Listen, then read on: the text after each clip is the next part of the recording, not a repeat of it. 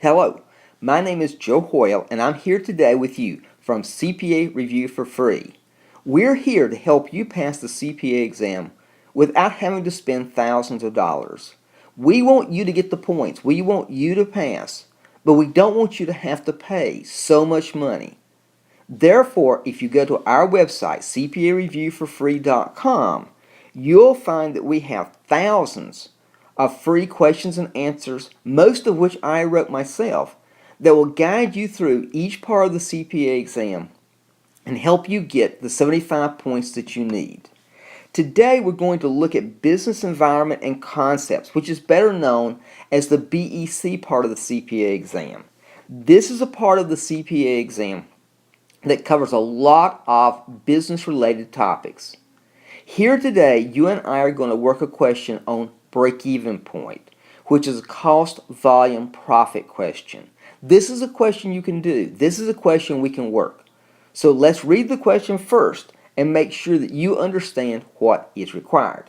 The Townsend Company produces a product that sells for $200 per unit. So every time they sell one, they sell it for $200.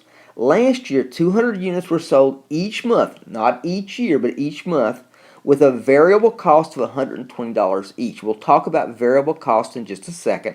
So each one of these units cost $120 as far as variable cost. The fixed cost was $5,000 per month. That was last year. This year, the company will sell each unit for $240. They've raised the price, and they raised the price to help pay for an increase in fixed costs. Remember, it was $5,000 per month. It's now $6,000 per month. So they've made some changes. Variable cost has not been affected. It's still $120 for each unit. Now that brings us to the question. Always make sure you know what the real question is. How has the annual break-even point been changed? Has it gone up? Has it gone down? We have four possible answers. There could be an increase in the break-even point of 100 units. There could be an increase in the break-even point by 150 units. There could be a decrease by 150 units or a decrease by 100 units. We know that one of those four is correct. Which one is correct? We're going to show you right now how to solve that problem. To solve this question, we need to answer two questions. First off, what is break-even point? If the question asks for the change in break-even point, then you have to know what the break-even point is. Break-even point is the spot where net income equals zero. There's no gain and there's no loss. They exactly break even. Net income is zero. So that's the first thing we need to know. The second question is, what is the formula to determine break-even point or net income? Anytime you're dealing with cost, volume, profit analysis, and you're trying to determine something like break-even point, our formula is this: the sales for the period minus the variable cost. And variable cost is any cost that changes as production and sales change. Direct labor is a variable cost. Direct material is a variable cost. The more you produce and sell, the more variable cost you will have. In this problem, the variable cost is $120 each. Produce one, it's $120. Produce two, it's $240. It goes up with production and sales. Minus fixed cost. Now, what's a fixed cost? A fixed cost in this case is $5,000 per month last year. A fixed cost does not change as you produce and sell more. Depreciation is usually a fixed cost. If you produce more, your depreciation stays the same. Property taxes might be a fixed cost. If you produce and sell more, property taxes stay the same. Variable costs change, fixed costs do not. And then you have your net income, and in this case, because we're working with break-even point, the net income that we want is zero. Now let me mention one other vocabulary term that you might need to know. Occasionally they will take sales minus variable cost. Those two numbers together are sometimes referred to as the contribution margin. So if you see a question and they ask about contribution margin, then that's the sales minus the variable cost. Okay, let's work this problem. It wants to know the change in break-even point. So what we're going to do is to figure the break-even point for last year, and then of course once we know the break-even point for last year, we'll figure it for this year, and the difference will be our answer. So let's see what we know and how we work the problem out. The sales, in this case, last year was at $200 each unit. So our sales would have been 200 times the number of units. If they sell one, it's 200. If they sell two, it's 400, and so on. Variable cost, according to the problem, is $120 each. 120 for one, 240 for two, and so on. So it'll be $120 times the number of units. Now remember, sales minus variable cost could also be referred to as contribution margin. The fixed cost is $5,000 per month, but we want the annual break-even point, so that's $60,000. And of course, we're looking for a break-even point, so net income is going to be 0. Now at that point, you're back to about 8th grade algebra. It's just an algebra equation with one unknown, and that one unknown is the number of units. The contribution margin here is $80, 200 minus 120, times the number of units, and then if we take the $60,000 and move it across the equal marks, remember that from Algebra 1, you'll have ADU equals $60,000, and then you can solve for the number of units. If we divide this side by 80, it's U, or units. If we divide this side by 80, the 60,000 by 80, then you'll have 750 units. If this company last year sold exactly 750 units, it would have broken even. That was what we wanted to know, because what we want to find out is how the change to 240 affects that number.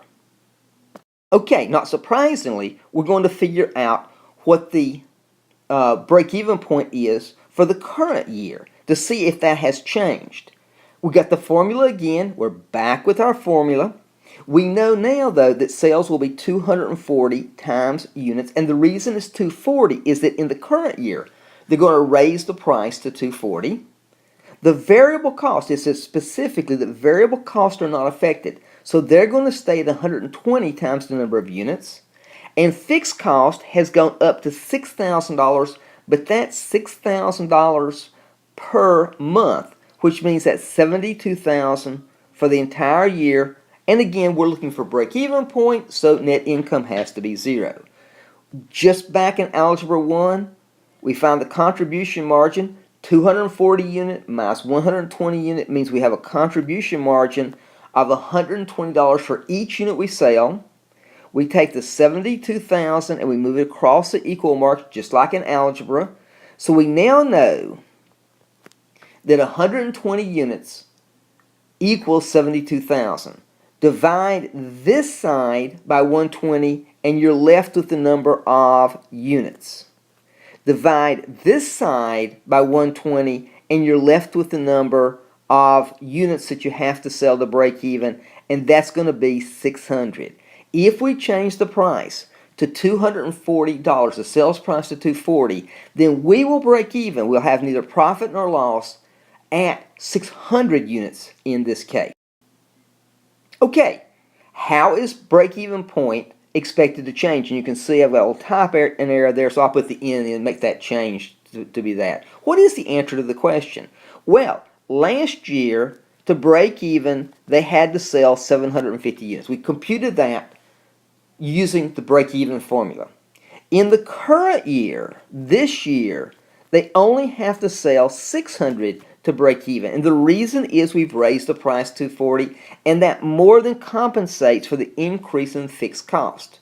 So what's our answer? Our answer is that the break-even point has gone down by 150 units. It's gone down from 750 to 600. It's gone down by 150 units. What's our break-even? What's our answer to the question?